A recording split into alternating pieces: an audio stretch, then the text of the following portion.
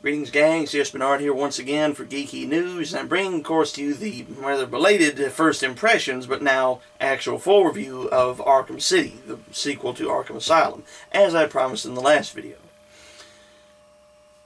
I come before you really with very little to say in terms of this game, beyond the fact that I highly recommend it. I mean, it's become already an instant hit.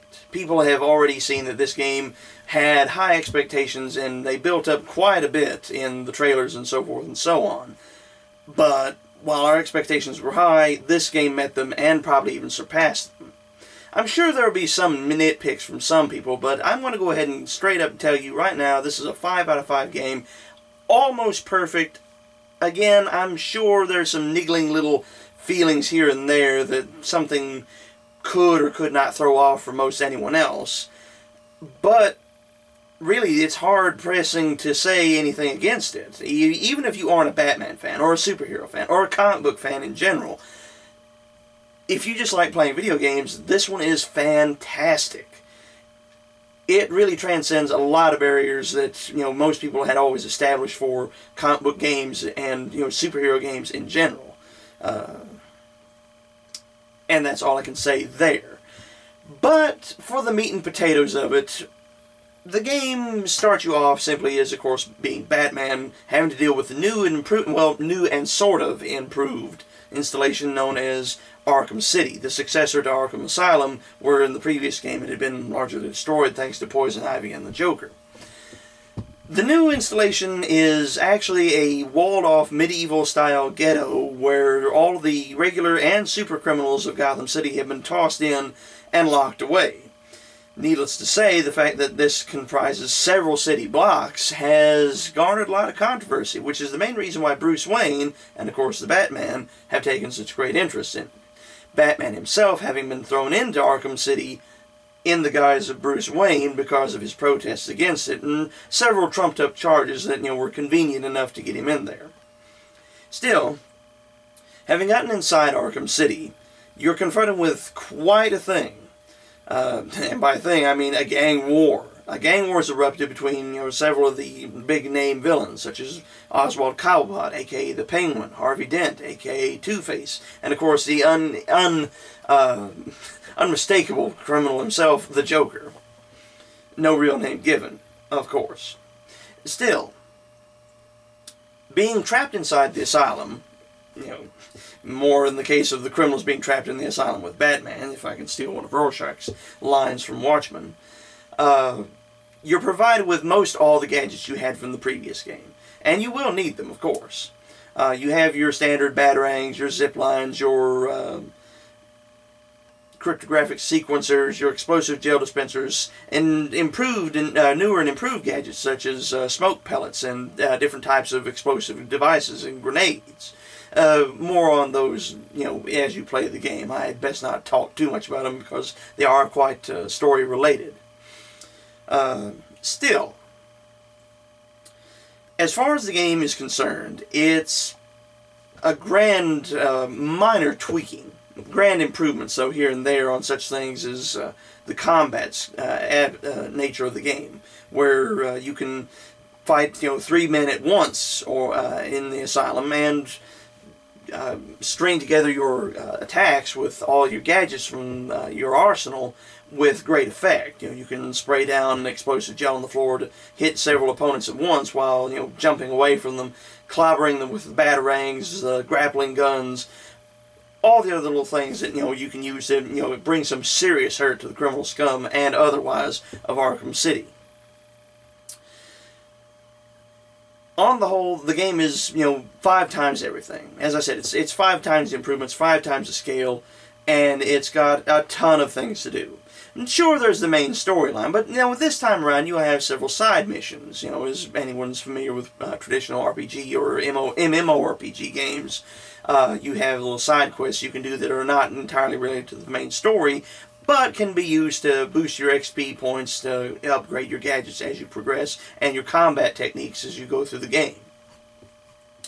You'll have little side missions having to do with criminals such as Deadshot, the notorious assassin in the DC universe, or having to hunt down a serial killer. quite the challenges ahead of you, both, you know, in story and outside the story. And, of course, you know, things having to do with our old friend Edward Nygma, a.k.a. the Riddler, who's, of course, brought in not just the standard riddles of finding items to scan with your Cowl's detective mode, but also, you know, more trophies, and more menacingly, hostages. This time the Riddler's, you know, upping the ante by taking hostages and putting them in traps that you'll have to use all your gadgets and cunning to solve. Going a little bit of the Jigsaw route, he's made his point not so much as try to improve their lives, but just simply to prove, once and for all, he's smarter and better than you, or the Batman. It's quite the fun little romp, and it'll even end with a surprising confrontation with the Riddler himself, as opposed to the previous game where people complained that you only dealt with the Riddler via radio and never actually got to physically saw him, or of course physically bring the hurt. As I should also point out that you can actually fight some of the main supervillains throughout the game as well, as opposed to the previous game where they just sent armies of thug after you.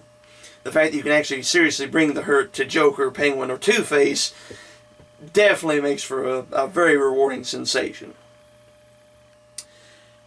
Beyond that, I have very little else I can say on the game. One thing that people will be looking forward to is the fact that you'll have expandable, downloadable content where you can play not just as Batman, but other characters. Most notably is the fact you'll be able to play as Selina Kyle, aka Catwoman.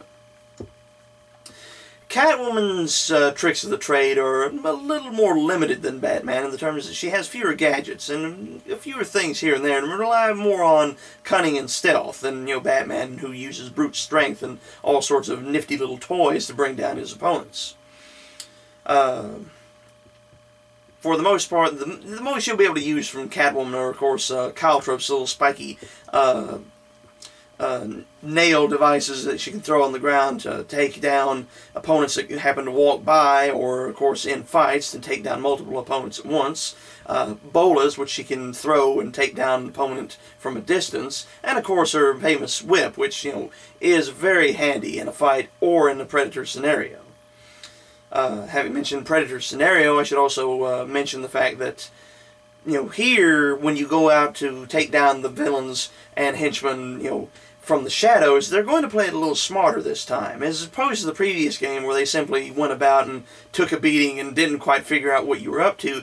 This time they'll actually be able to anticipate your moves, such as destroying vantage points you can hide on, or booby-trapping them, setting proximity mines on the floor, and even picking up extra weapons aside from just guns. They'll even pick up knives, crates, and explodable devices such as fire extinguishers. You'll have quite a bit ahead of you in the game, and, you know, with the promises of downloadable content in the future of more maps and more characters to play as, the game will be, you know, something you can sit down and play for quite some time. And as a little bonus feature that not everyone's going to mention, you also have little nifty times you can visit during certain points of the year with the Calendar Man, Julian Day, who's locked up in a hidden area of Arkham City. Track him down during certain points of the year, such as Halloween coming up, and of course Thanksgiving and Christmas on throughout the rest of the year, and you'll have some, you know, extra little Easter eggs that you can get off of it. Beyond that, though, I have nothing else I can say about this. The trailers you've seen over my shoulder here, I recommend you go ahead and check them out at the youtube.com/user/Batman Arkham City official page here at youtube.com. Check them out. They'll whet your appetite for a game that will surely be on your to-do list this year.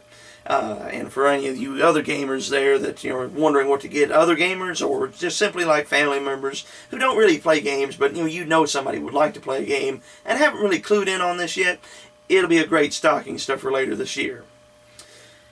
Beyond that, I have nothing else to add. The game's going to be an instant classic and be quite memorable for years to come, and deservedly so. If you haven't played it, it's your own misfortune. Please, give this thing a rental. You won't be disappointed. That's C.S. Bernard checking out for Geeky News, and I'll see you later.